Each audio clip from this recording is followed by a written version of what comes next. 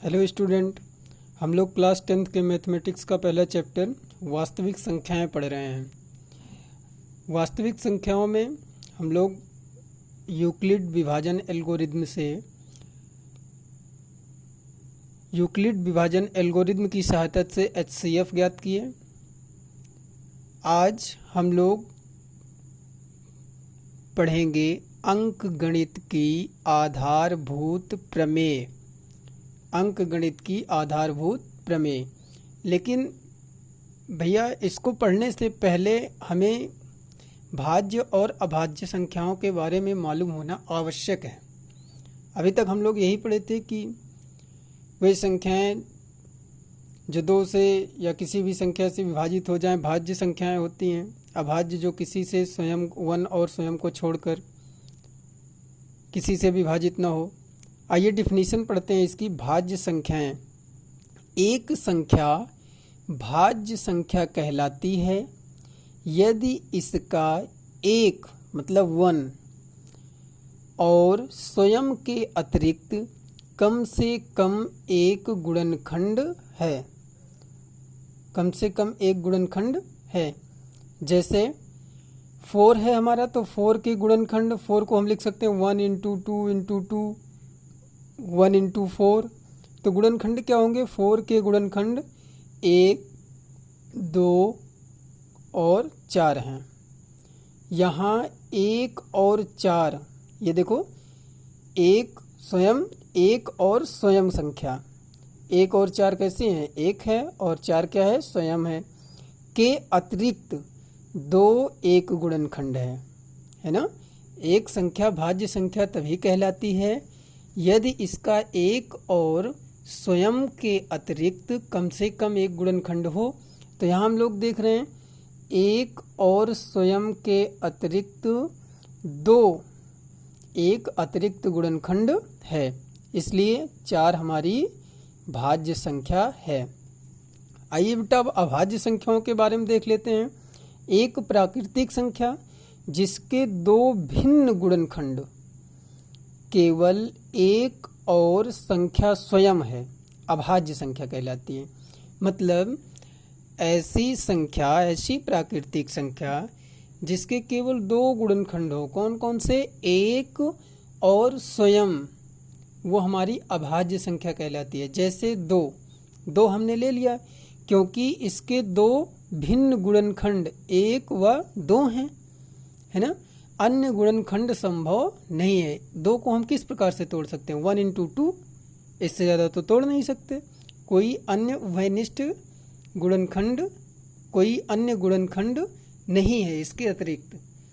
1 हो गया और ये स्वयं हो गया 2, इसलिए 2 हमारी अभाज्य संख्या है।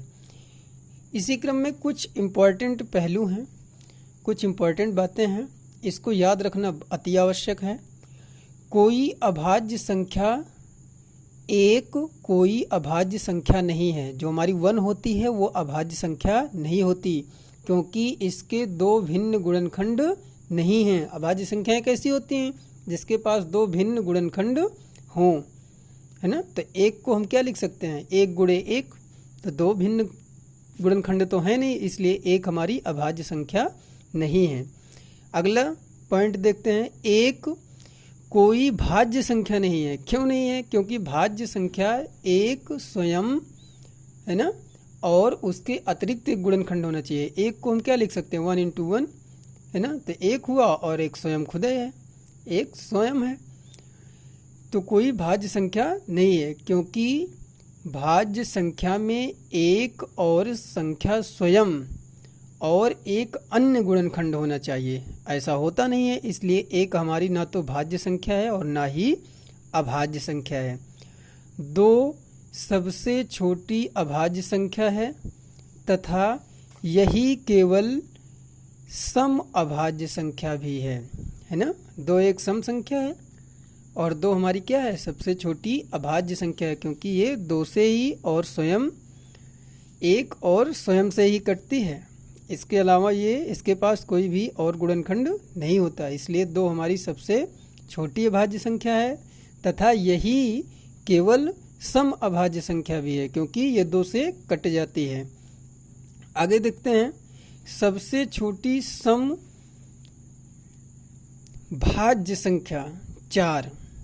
सम भाज्य संख्या मतलब जो विभाजित हो, एक व स्वयं के अतिरिक्त गुणनखंड हो। तो यहाँ हमने पहले एग्जाम्पल में पढ़ा, पहले डिफिनीशन में, 4 हमारी सबसे छोटी भाज्य सम भाज्य संख्या है, जबकि सबसे छोटी विषम भाज्य संख्या 9 है। सबसे छोटी विषम संख्याएं कौन सी होती हैं? जो 2 से विभाजित नहीं होती हैं। सबसे छोटी विषम भाज्य संख्या 9 है। आइए बेटा आगे देखते हैं। अब हमारी आती है अंकगणित की आधारभूत प्रमेय। देखते हैं क्या होती है। प्रत्येक भाज्य संख्या को अभाज्य संख्याओं के अभाज्य संख्याओं के एक गुणनफल के रूप में व्यक्त किया जा सकता है ना। प्रत्येक भाज्य संख्या को अभाज्य संख्याओं के एक गुणनफल के रूप में व्यक्त किया जा सकता है तथा गुणनखंड अभाज्य गुणनखंडों के आने वाले क्रम के बिना अद्वितीय होता है। जो हमारी भाज्य संख्या होती है उसको हम अभाज्य गुणनखंड के रूप में लिखते हैं। यही हमारी अंकगणित की आधारभूत प्रमेय है। जैसे 143 को हम लिख सकते हैं क्या? 11 गुणे 13। 11 गुणे 13। तो ये दोनों संख्याएं कैसी हैं? अभाज्य संख्याएं हैं। 24 को क्या लिख सकते हैं? 2 गुणे 2 गुणे 2 गुणे 3। ये 2, ये 2, ये 2 और ये 3 सभी अभाज्य संख्याएं ही हैं।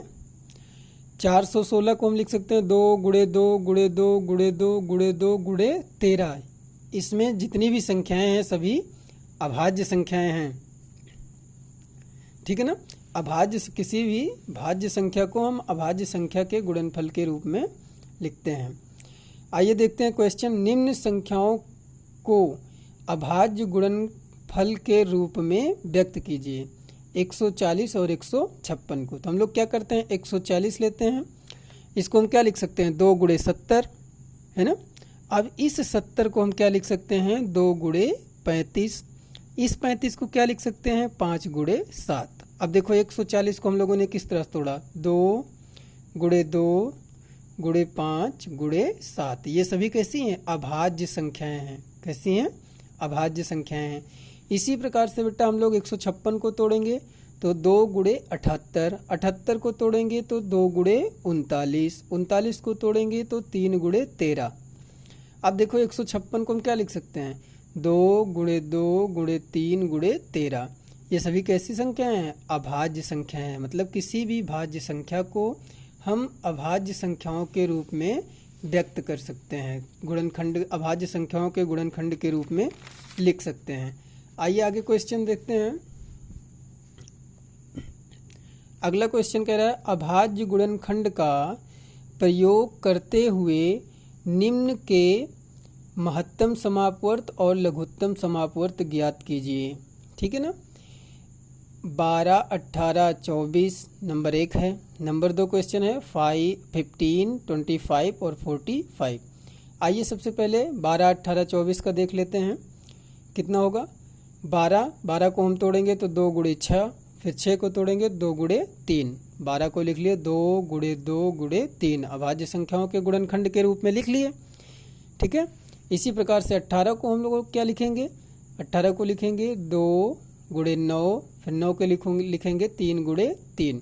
ऐसे लिख लिए 18 2, फिर देखो 3 के नीचे 3 ही लिखेंगे, 2 के नीचे 2 लिखेंगे, गुणे 3 गुणे 3। अब इसी प्रकार से 24 को 12 दूना 24, फिर 12 को 2 गुणे 6, फिर 6 को 2 गुणे 3। अभाज्य गुणनखंड के रूप में लिख लिए। कितना होगा? 24 2 गुणे 2 गुणे 3 और गुणे 2। अब देखते हैं यहाँ हमारा क्या है? कॉमन है। ये एक जोड़ा कॉमन है। ठीक है ना। और यहाँ ये 2 कॉमन है। तीनों में नहीं है, एक जगह है, 2 जगह है। ठीक है ना। 12 और 24 में है। यहाँ 3 हमारा क्या है? कॉमन है, तीनों में उपस्थित है। तो हम मासा ज्ञात करेंगे तो क्या होगा? 2 गुणे 3। जो तीनों में उपस्थित रहेगा वही हमारा क्या होगा? मासा। 2 गुणे 3, 2 तिहाई 6। ठीक। लासा में क्या होता है? जो उपस्थित होता है उसको लिखते हैं। बाकी जो बचा होता है जोड़े के साथ नहीं होता है। यहाँ देखते हैं, एक जोड़ा ये हो गया तो 2, दूसरा ये वाला दोनों जोड़े के रूप में है, ठीक है ना। एक जगह नहीं है 2 तो वो 2 लिख लिए, ठीक। 2 गुणे 2, फिर हमारा ये क्या है 3 है, 3 लिख लिए, ठीक। फिर ये 3 हमारा बचा, ये 3 लिख लिए, फिर 2 बचा, 2 लिख लिए। तो 2 दूना 4, 3 12, 3 36, 36 दूना 72। ये हमारा क्या होगा, आंसर होगा। ये लासा होगा और ये 6 हमारा क्या होगा, मासा होगा। सेम इसी बेस्ड पर होमवर्क है आप लोगों के लिए।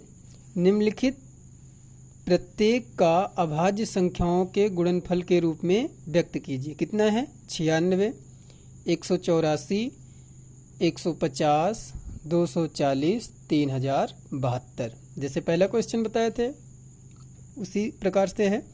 अगला क्वेश्चन कह रहा है नंबर 2, अभाज्य गुणनखंड विधि से निम्नलिखित के मासापा और लसापा ज्ञात कीजिए। महत्तम समापवर्त और लघुत्तम समापवर्त ज्ञात करना है। तो क्या करेंगे, नंबर 1 12 और 15 का निकालना है, 20 और 25 का, 28 और 42 का, 12, 15 और 21 का, और नंबर 5 है 10, 20 और 30 का। इसका हमें मासा और लाशा दोनों निकालना है। आप लोग करिएगा इस क्वेश्चन को, इन क्वेश्चन को, होमवर्क को। जहाँ नहीं आता है, कोई समस्या होती है तो आप लोग पूछ सकते हैं। बहुत बहुत धन्यवाद बच्चों।